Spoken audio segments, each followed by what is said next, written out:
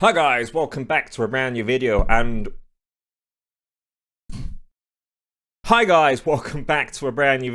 once again we're talking about No Rest for the Wicked. I know I just made a video on it yesterday going over my initial impressions, I should say. This is more like a early review, early game review, you could say, of No Rest for the Wicked. I basically put another 10 hours into the game already from my initial 1.5 playthrough. So this is more of a in-depth kind of early look into the game. Once again, this is early access, and I was provided a key from keymailer and the developer, so thanks to that. So we're going to be going over a bit more in-depth into my thoughts over a 11-hour or almost 12-hour playthrough of this game. Starting off with the story. So first off, I want to talk about kind of the designs, the character designs. Very interesting. It feels elongated, I think is the word I used for the character designs. Like arms feel longer, faces feel longer, torsos feel longer, legs a bit more stumpy. Interesting character designs, to say the least. The world looks beautiful. I should say I really like this art style for some reason. It's very, I don't want to say cartoony, cel-shaded. I keep hitting the mic because I'm trying to express myself using my arms, but overall, visually it looks very nice. Nice use of cinematic cutscenes that are well animated, along with in-game cutscenes as well, like boss fights. Usually the boss comes out and is like, "Oh, I've got a few lines of dialogue. Hey, what's going on?" Feels very Dark Souls-y, which is the main view of this. Of cutscenes are voiced, there's in-game dialogue, there's voice, and there's also lore journals you can find throughout the game to give you more lore. NPCs will mutter between 1 or 2, 3 different lines, so you might walk past the NPC and it might be like, well, this place has gone to shit, and another time it's like, well, I like watching here, it's better than my last watch place. But yeah, it makes the game feel alive, like walking past NPCs and they interact and say something. In-game voice acting is good. Story itself is not amazing. It's not like, oh my god, I didn't see this coming. It's a lot better than I feel than Last Epoch, where Last Epoch tried to dump a whole bunch of complicated lore right off the start. Like there was just too many gods, and there was gods of the gods, and it's just like, okay, you create this cosmic entity, and now you're trying to scale it down to just a planet. Whereas this game, it keeps it very grounded. It's basically a plague affecting humanity, and your kind is immune to it, and so you're kind of a savior. But then there's this holy crusade going on as well, and this king's died and his son's taken over, and he's clearly blood hungry and wants more power. Great stuff. Now on to level design. I think the major factor going into this, if you want a really quick review, even though I've just covered the story, is this game is Dark Souls. This is not an ARPG into traditional sense. This is more Dark Souls. This is like if Dark Souls and Diablo had a baby and it took a lot of its genetic traits from Dark Souls and it was just raised by Dark Souls, and occasionally it would see Diablo on the weekends.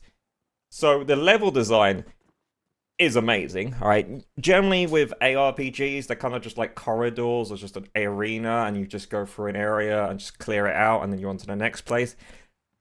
That is not this. This definitely takes the Dark Souls approach of you're in an area, you see something over there, you unlock shortcuts.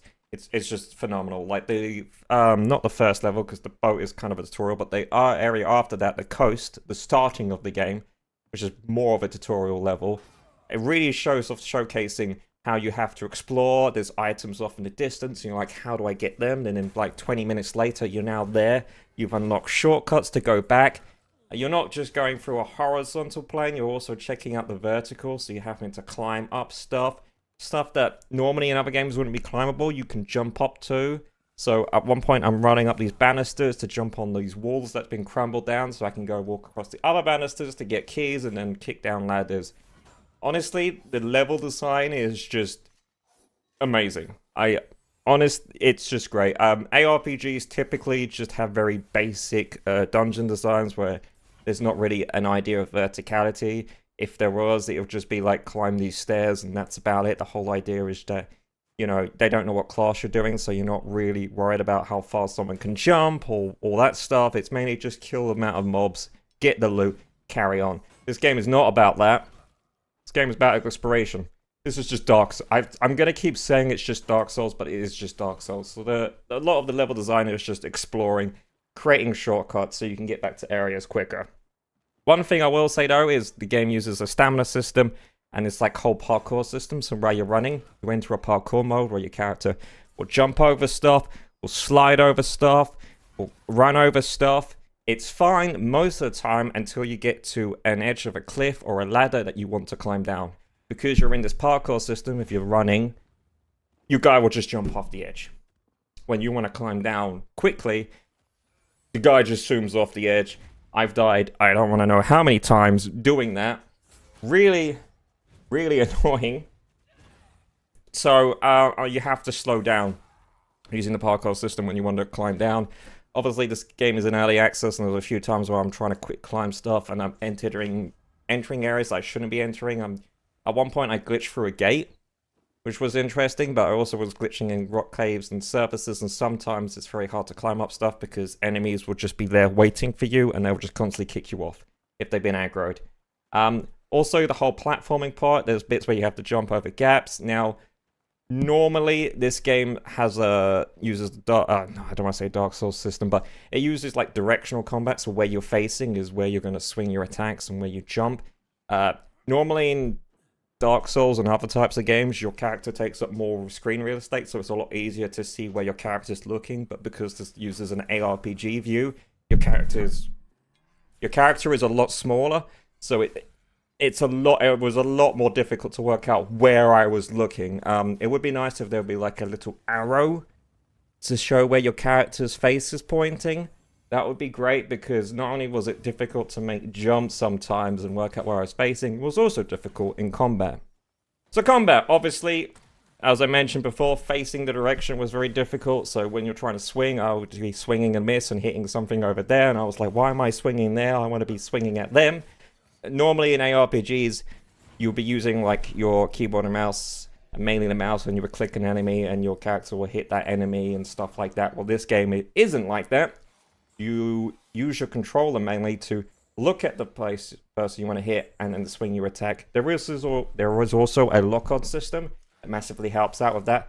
But when you're fighting multiple enemies, you kind of don't want to be locking on, because in case your enemy locked on is just run backwards and you start swinging through these enemies and you want to be fighting the enemies near you, you kind of don't want to always use the lock-on system. So having an arrow to show where your character is looking would be excellent there.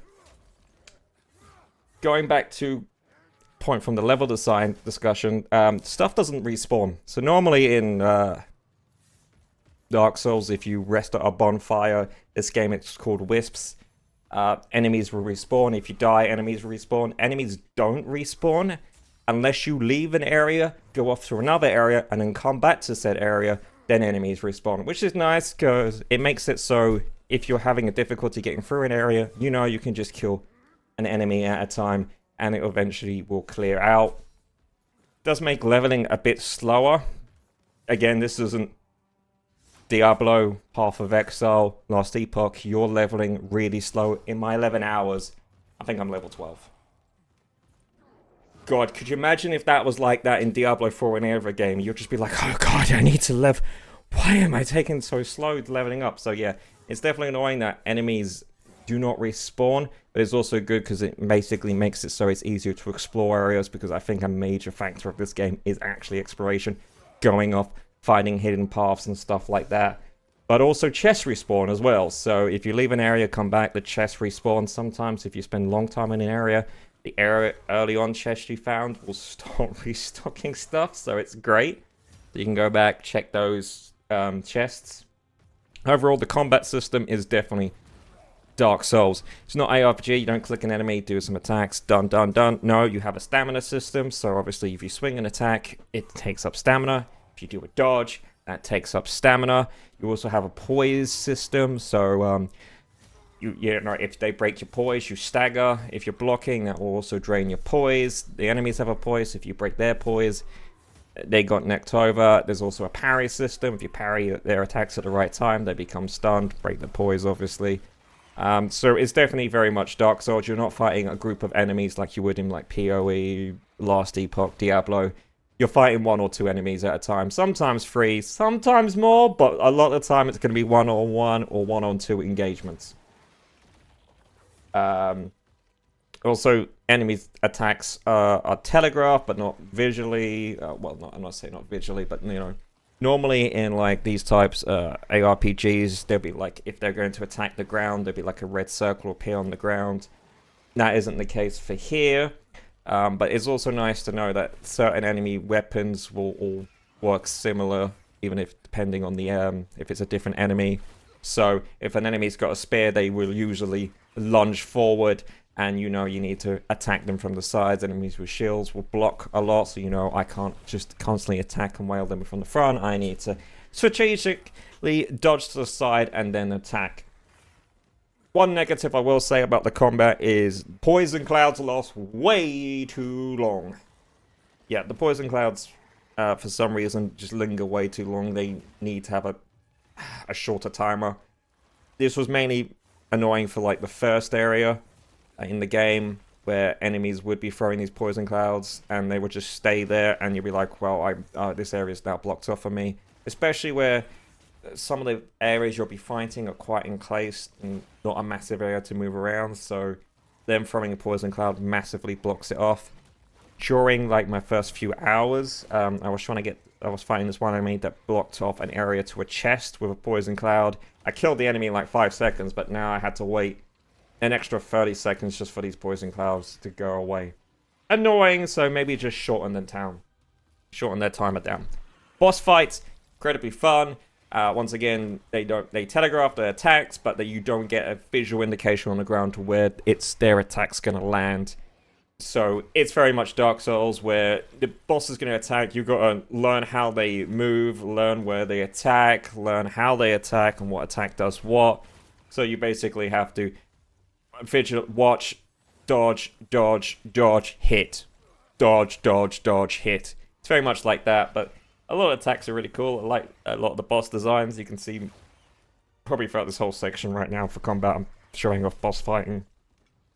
But yeah, now bosses are cool, but once you beat the boss, we get into the crafting section. So you beat a boss, and by beating a boss, you get this ichor, and it allows you to unlock new slots. So this is where I kind of have another negative. So normally in something like, let's say, Dark Souls, you're allowed to switch between 3 different weapons, or 3 different shields, and unlock 3 wing slots. Or I think, yeah, you can unlock, you get 3 ring slots right off the bat.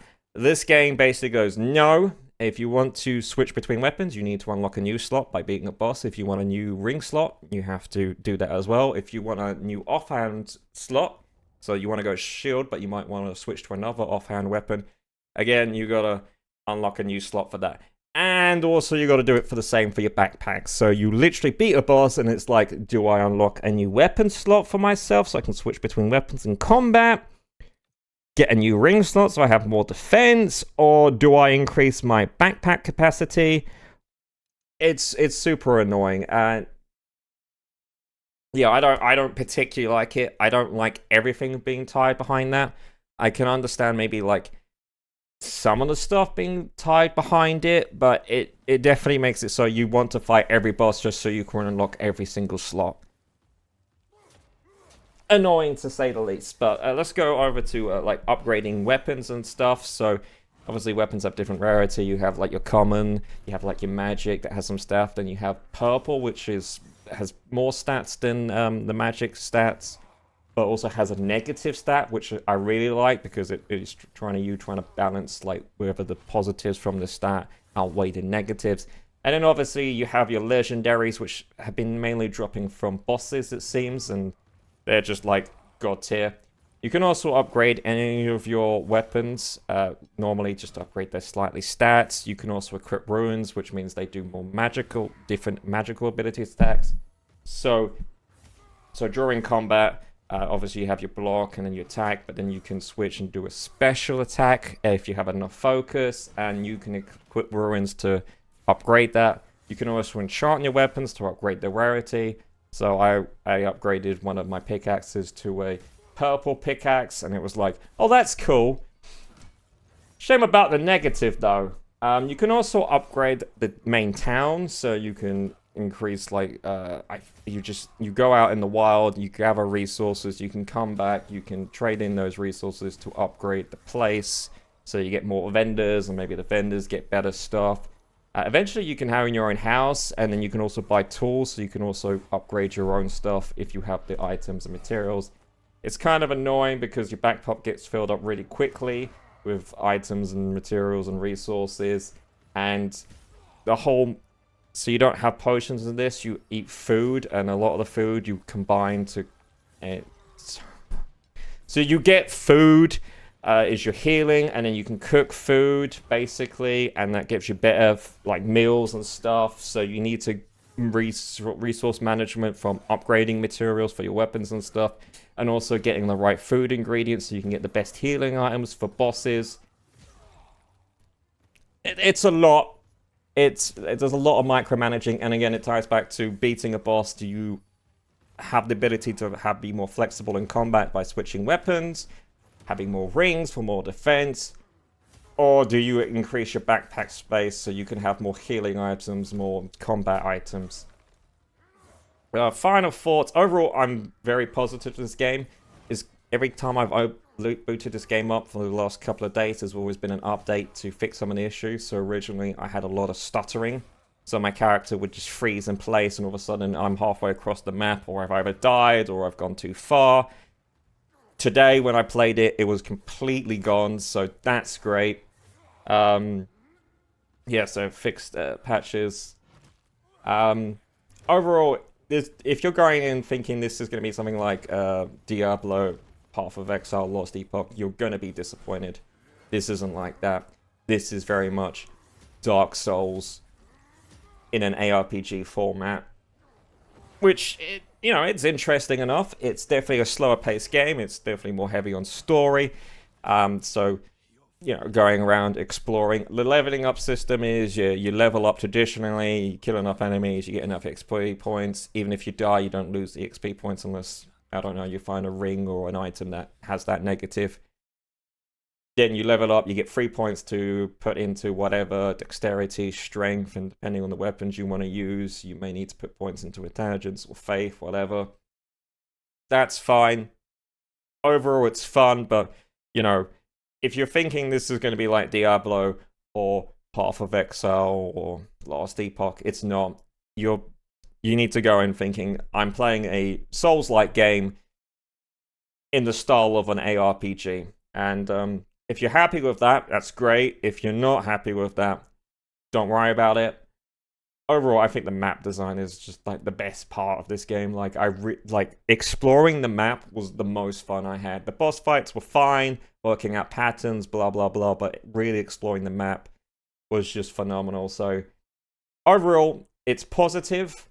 There are some annoying issues, like I said, about trying to work out where my character is looking because it's so much smaller and stuff like that.